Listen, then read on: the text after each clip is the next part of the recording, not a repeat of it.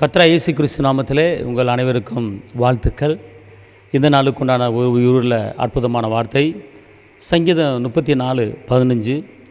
கர்த்தருடைய கண்கள் நீதிமான்கள் மேல் நோக்கமாக இருக்கிறது, அவருடைய செவிகள் அவர்கள் கூப்பிடுதலுக்கு திறந்திருக்கிறது.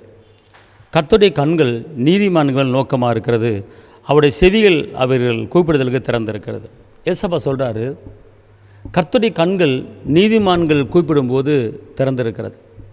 அவர்கள் கூப்பிடும்போது கண்டிப்பாக பதில் கொடுக்குற தேவனாக இருக்கிறார். அவருடைய செவிகள் அவர்கள் கூப்பிடுதலுக்கு திறந்திருக்கிறது. அதாவது கர்த்தர் சொல்கிறாரு, நல்லா தெரிஞ்சு கொள்ளுங்க, நாம் பாவத்துக்கு செத்து நாம் நீதிக்கு பிழைக்கும்படி அவருடைய இரத்தத்தினாலே நாம் நீதிமானாய் மாறி இருக்கிறோம். ரசிக்கக்கூடாதபடிக்கு என் கை குறுகி போகவும் இல்லை, கேட்கக்கூடாதபடிக்கு செவி மந்தாம் அல்ல, உங்கள் பாவங்களே எனக்கு உங்களுக்கு நடுவகை பிரிவினை உண்டாயிருக்கிறது. அப்போ நம்முடைய பாவங்கள் எப்போது மறைக்கப்பட்டது, நம்முடைய பாவங்கள் எப்போது மூடப்பட்டது என்று கேட்டால், அவர் சிலுவையில் சிந்தின இரத்தத்தினாலே நாம் மீட்கப்பட்டிருக்கிறோம். அவர் சிலுவையில் சிந்தின இரத்தத்தினாலே நாம் ரட்சிக்கப்பட்டிருக்கிறோம், நீதிமானாக மாறியிருக்கிறோம்.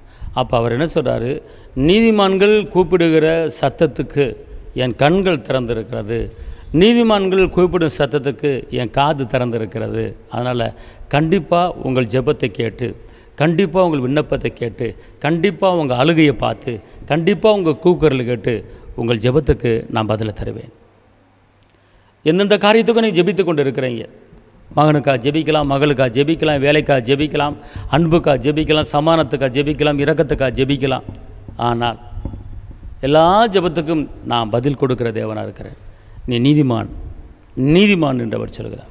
அன்பார்ந்தவர்களே, நீங்கள் நீதிமானை மட்டும் இருந்தீங்கன்னா இயேசப்பா உடனே பதில் கொடுப்பார்.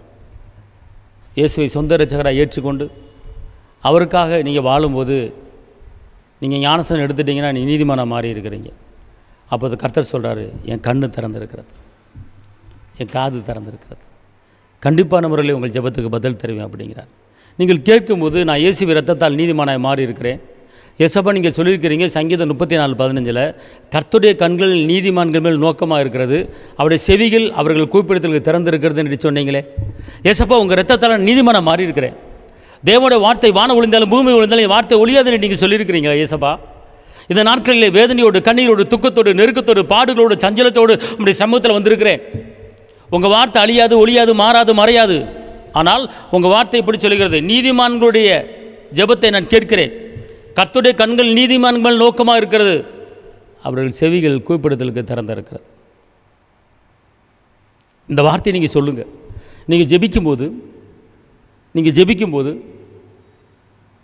நீங்கள் விண்ணப்பத்தை வைக்கும்போது, உங்கள் தேவைகளை சொல்லும்போது, இந்த சங்கீதம் 34:15 சொல்லுங்கள், கர்த்தருடைய கண்கள் நீதிமான்கள் மேல் நோக்கமாக இருக்கிறது, அவருடைய கண்கள் திறந்திருக்கிறது, செவிகள் திறந்திருக்கிறது, அதனால் என் ஜெபத்தை நீங்கள் கேட்டு எனக்கு உடனே பதில் தருகிற தேவனாக இருக்கிறீங்க என்று சொல்லி நீங்கள் ஜெபித்து பாருங்கள்.